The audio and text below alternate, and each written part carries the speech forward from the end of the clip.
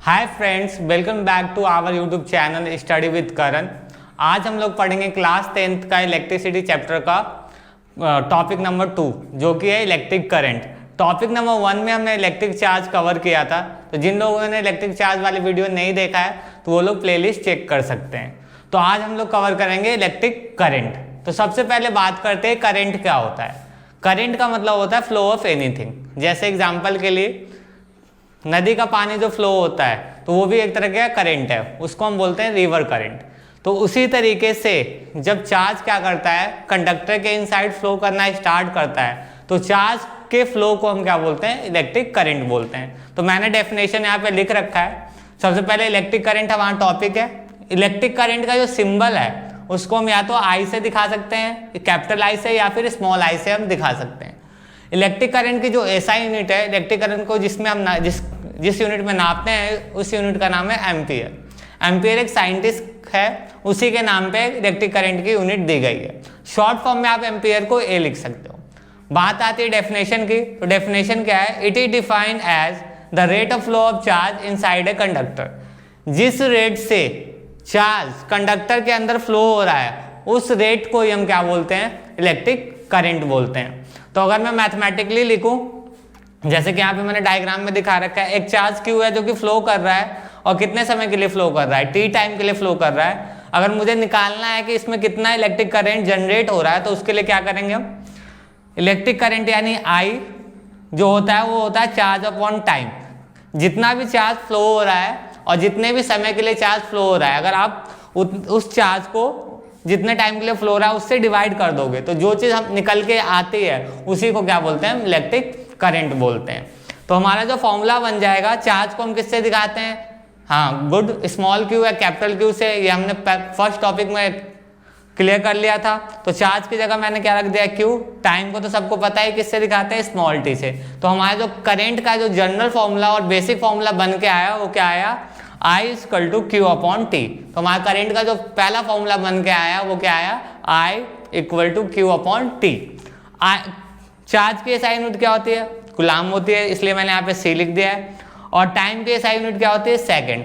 तो आप करंट को एक दूसरे यूनिट में भी नाप सकते हो, किसमें, कूलाम पर सेकंड। और कूलाम पर सेकंड को हम शॉर्ट में क्या बोल देते हैं, एम्पियर। तो कभी कभी आपको क्वेश्चन में करंट की यूनिट कूलाम पर सेकंड भी दे सकता है कंफ्यूज करने के लिए, पर जनरली जो करंट की यूनिट आपको दी हुई क्वेश्चन में वो क्या होगी, एम्पियर। और जब भी हम न्यूमेरिकल वगैरह सॉल्व करते हैं तो हम भी क्या यूनिट लिखते हैं, एम्पियर लिखते हैं। तो करंट क्या होता है, क्लियर हो गया। करंट क्या होता है, the rate of flow of charge inside a conductor. अब मान लो कि सबको मैथमेटिकली फॉर्मूला लगा के करंट को कैलकुलेट नहीं करने आता है। जैसे हम अपने घरों में भी करंट को क्या कर सकते हैं, मेजर कर सकते हैं, पर बिना फॉर्मूले लगाए भी हम करंट को क्या कर सकते हैं, मेजर कर सकते हैं। तो उसके लिए डिवाइस आता है। तो अगर हमें किसी भी अप्लायंस में या सर्किट में करंट की वैल्यू को क्या करना है, मेजर करना है, तो उसके लिए जो डिवाइस आता है वो क्या आता है, एमीटर। तो एमीटर एक ऐसा डिवाइस है जो करंट की वैल्यू को मेजर करके हमें बता सकता है। तो जो इलेक्ट्रिक करंट वाला टॉपिक है इसमें डेफिनेशन वगैरह तो नहीं आता है, जनरली इस पे आपको न्यूमेरिकल ही देखने को मिलेगा। और न्यूमेरिकल बस इस बेसिक वाले फॉर्मूले पे देखने को मिलता है, I equal to Q upon T. तो डेफिनेशन आप समझ लीजिए, याद रखने की जरूरत नहीं है, ऐसे भी बहुत ईजी डेफिनेशन है, आप खुद भी बना के लिख सकते हैं। तो आइए देखते हैं कि इस फॉर्मूले पे कैसे कैसे न्यूमेरिकल आ सकते हैं। तो देखते हैं एक दो छोटे एग्जाम्पल। आइए दोस्तों देखते हैं, मैंने बिल्कुल दो नन्हे क्वेश्चन लिख लिया है। तो पहला जो क्वेश्चन है वो क्या है, find current inside a conductor if A charge of 10 coulomb flows for 5 second. तो क्वेश्चन क्या कह रहा है, 10 कूलाम का चार्ज एक कंडक्टर के इनसाइड फ्लो करता है कितने सेकंड के लिए, 5 सेकंड के लिए, तो कितना इलेक्ट्रिक करंट जनरेट होगा, ये हमें निकालना है।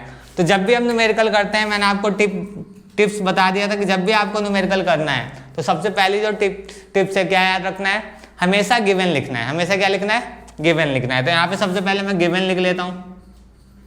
तो गिवन क्या है, हमें चार्ज गिवन है, चार्ज कितना है हमें, 10 कूलाम। तो चार्ज को हम किससे दिखाते हैं, क्यू से। तो क्यू हमारा कितना आ गया, 10।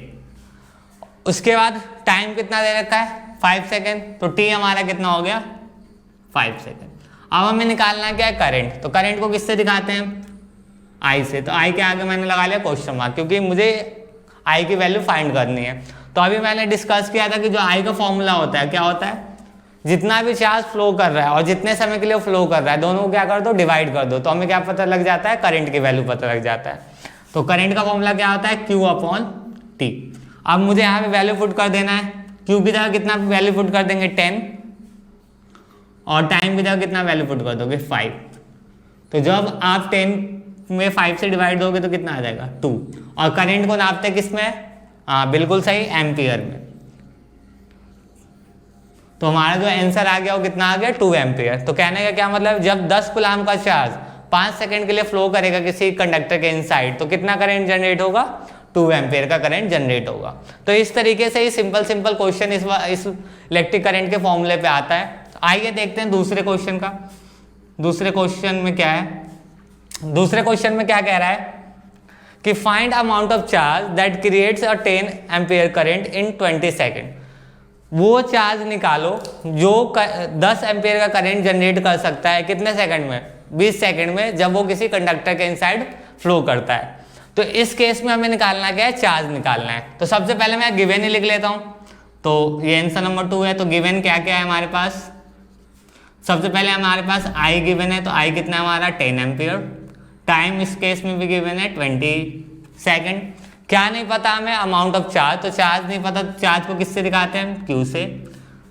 और इन तीनों में हमें रिलेशन पता है कि जो करंट होता है वो क्या होता है, चार्ज अपॉन टाइम होता है। तो उसी फॉर्मूले को यूज कर लेंगे, I equal to Q upon T।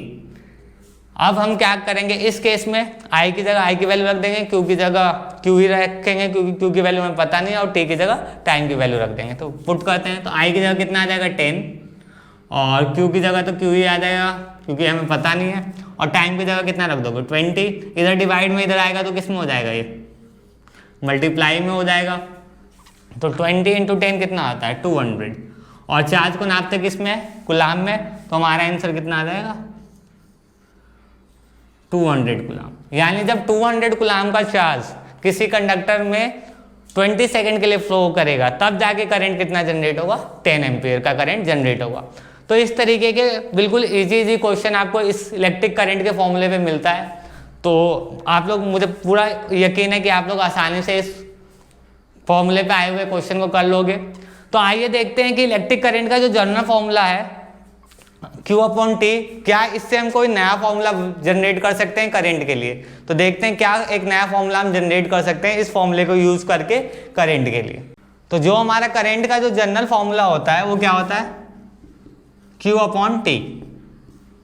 तो इस फॉर्मूले से हम एक नया फॉर्मूला भी बना सकते हैं करंट का। कभी कभी क्या होता है, हमें क्वेश्चन में चार्ज नहीं दिया हुआ होता, तब भी हम करंट की वैल्यू निकाल सकते हैं। कभी कभी क्वेश्चन में हमें चार्ज की जगह नंबर ऑफ इलेक्ट्रॉन दे देता है। क्वेश्चन बोल रहा है कि इतने इलेक्ट्रॉन फ्लो कर रहे हैं इतने सेकंड के लिए, तो बताओ करंट कितना जनरेट होगा। तो उस केस में हम इस फॉर्मूले से एक नया फॉर्मूला बनाते हैं, वो फॉर्मूला अप्लाई करके हम करंट निकाल सकते हैं। तो हमारा जो जनरल फॉर्मूला है करंट का वो क्या है, चार्ज अपॉन टाइम।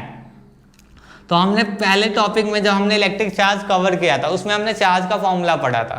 क्या था चार्ज का formula, Q equal to NE, where Q क्या था हमारा, टोटल चार्ज, और N क्या था हमारा, नंबर ऑफ इलेक्ट्रॉन्स, कितने इलेक्ट्रॉन फ्लो कर रहे हैं, या कितने इलेक्ट्रॉन एक्सेस इलेक्ट्रॉन है, या कितने इलेक्ट्रॉनों की कमी है उस बॉडी पे। E हमारा क्या था, E क्या था हमारा, चार्ज ऑन 1 इलेक्ट्रॉन, एक इलेक्ट्रॉन पे कितना चार्ज, उस वैल्यू को हम क्या बोलते हैं, E। और E की वैल्यू आपको याद रखना है, E की वैल्यू कितनी होती है 1.6 इंटू 10 की पावर -19 कूलम। क्लियर है।